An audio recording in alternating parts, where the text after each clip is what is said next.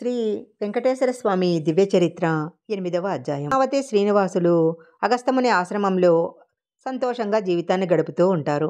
కొన్ని రోజుల తర్వాత నారాయణపురం నుంచి ఒక సేవకుడు పద్మావతి శ్రీనివాసుల వద్దకు వెళ్ళి ఆకాశరాజు గారికి అకస్మాత్తుగా జబ్బు చేయటంతో వారు ప్రమాద పరిస్థితుల్లో ఉన్నారని, మహారాజు వీరిద్దరిని చూడాలని అనుకుంటున్నారన్న విషయము తెలియజేస్తాడు.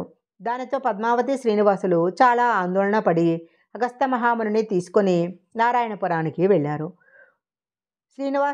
నారాయణపురానికి పద్మావతి శ్రీనివాసులు చేరేటప్పటికీ ఆకాశరాజు స్పృహ కోల్పోయి ఉంటాడు. అంతిమ గడియలలో ఉన్నప్పటికీ ఆకాశరాజు ఓపిక తెచ్చుకొని శ్రీనివాస్తో అంతిమ కాలంలో నిన్ను చూడటము నాకు అదృష్టము అని చెప్పి, నాకు ఇంకేమీ కోరికలు లేవు, కానీ నా కుమారుడైన వసుధాముడు, నా సోదరుడైన తొండమానుడు అభము శుభము తెలియనివారు, ఇద్దరినీ జాగ్రత్తగా చూసుకోమని తెలిపి ప్రాణాలు విడిచి కీర్తిశేషుడయ్యాడు. ఆకాశరాజుకి దహన సంస్కారము చేశారు. ధరణీదేవి కూడా స్వర్గానికి వెళుతున్న భర్తను అనుసరించటానికి సహగమనం చేయడం జరిగింది. తర్వాత పద్మావతి శ్రీనివాసులు అగస్త్యునితో ఆయన ఆశ్రమానికి వెళ్ళిపోయారు. ఈ ఆకాశరాజు సోదరుడైన తొండమానుడు పూర్వజన్మలో వైకానసుడు అనే ఒక భక్తుడు. ఇతడు శ్రీకృష్ణ భగవానుని స్వయంగా చూడాలనే కోరికతో అచంచల దీక్షతో ఎన్నో ఏండ్లు తపస్సు చేస్తాడు. అతని తపస్సుకి మెచ్చుకున్న శ్రీ మహావిష్ణువు అతనికి తన దర్శన భాగ్యాన్ని కలగజేస్తాడు. అప్పుడు వైకానసుడు శ్రీకృష్ణ అవతారాన్ని చూసి తరించాలని చెప్తాడు.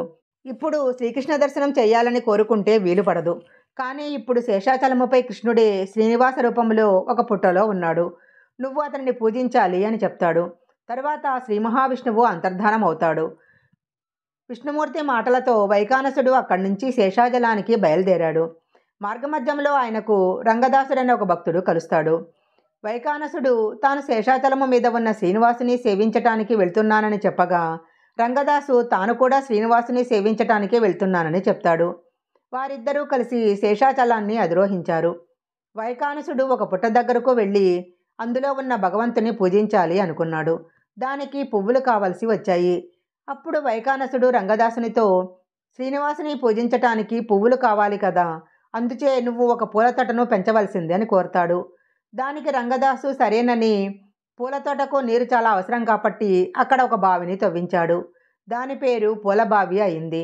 ఆ బావిలోని నీటితో మొక్కలను పెంచి ఆ మొక్కల నుండి పూచిన పూలను ప్రతిదినము శ్రీనివాసుని పూజ కొరకు ఇచ్చేవాడు.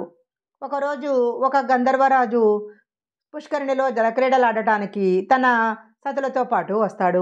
అక్కడకు పువ్వుల కొరకు వచ్చిన రంగదాసు ఆ జలక్రీడలను చూసి చిత్తచాంచల్యము పొందినవాడై పూజా సమయం కూడా మర్చిపోతాడు. గంధర్వులు వెళ్ళిన తర్వాత రంగదాసు తన తప్పు తెలిసిన వాడై పువ్వులు తీసుకొని వైకాసముని వద్దకు వస్తాడు. వైకానసముని ఏమిటింత ఆలస్యమైందని గద్దించి అడుగుతాడు. అప్పుడు ఉన్నదున్నట్లుగా చెప్తాడు రంగదాసు. తాను పూజకు చేసిన ఆలస్యానికి బాధపడుతూ క్షమించమని వేడుకుంటాడు. అప్పుడు శ్రీనివాసుడు, నువ్వు జరిగిన దానికి విచారించకు, నువ్వు ఈ శరీరాన్ని విడిచి నారాయణపురం రాజైన సుధర్ముడికి కుమారుడిగా పుడతావు, తొండమానుడు అని నామధేయంతో రాజ్యసుఖాలను అనుభవిస్తావు అని వరమిస్తాడు. ఆ రంగదాసే ఆకాశరాజుకి తమ్ముడైన తొండమానుడిగా పుట్టాడు. ఆకాశరాజు మరణించడంతో తొండమానుడికి వసుధాముడికి రాజ్యాన్ని గురించి కలహం ఏర్పడుతుంది. అన్న అయిన ఆకాశరాజు చనిపోయాడు కాబట్టి రాజ్యానికి నేనే రాజునవుతానని తొండమానుడు, ఆకాశరాజు చనిపోయిన కారణంగా కుమారుడైన నేనే రాజ్యపాలకుడవుతానని వసుధాముడు వాదించుకోసాగారు. చివరకు యుద్ధానికి కూడా తయారవుతారు. వారిద్దరూ అగస్త్యముని ఆశ్రమానికి వెళ్ళి తమకు సహాయం చేయవలసిందిగా శ్రీనివాసుని అభ్యర్థిస్తారు. ఇద్దరూ తనకు దగ్గర బంధువులే కదా అని ఆలోచించిన శ్రీనివాసుడు తొండమానుడికి తన శంకుచక్రాలను సహాయంగా ఇస్తాడు. తాను మాత్రము బావమర్ది అయిన వసుధాముని వైపు యుద్ధం చేయటానికి నిశ్చయించుకుంటాడు. ఇరువైపుల సైన్యంలోని వారు చాలామంది మరణించారు. ఆ సమయంలో తొండమానుడు శ్రీనివాసుడు ఘోర యుద్ధం చేయసాగారు. తొండమానుడు వేసిన ఒక బాణము శ్రీనివాసుని హృదయంపై గాయం చేయడంతో శ్రీనివాసుడు మూర్ఛపోతాడు. ఈ వార్త తెలిసిన పద్మావతి రోదిస్తూ యుద్ధరంగానికి వచ్చి తన భర్తకు ఉపచారాలు చేస్తుంది. అప్పుడు పద్మావతి, ఈ యుద్ధంలో ఒకరు పినతండ్రి, మరొకరు తమ్ముడు, వారిలో ఎవరు ఓడిపోయినా నేను చూడలేను కాబట్టి వారిద్దరికీ రాజీ చేయమని వేడుకుంటుంది. అప్పుడు శ్రీనివాసుడు తొండమానుని వసుధాముని పిలిచి యుద్ధం కన్నా రాజీ పడటమే మంచిదని బోధిస్తాడు. వారిద్దరికీ శ్రీనివాసుడంటే గౌరవం కాబట్టి ఇద్దరూ ఒప్పుకుంటారు. అప్పుడు శ్రీనివాసుడు రాజ్యాన్ని ఇద్దరికీ చెరిసగంగా చేసి పంచి ఇస్తాడు. ఆడపిల్లకు వారిరువురు తమ రాజ్యంలో 32 గ్రామాలు భరణంగా ఇచ్చేశారు.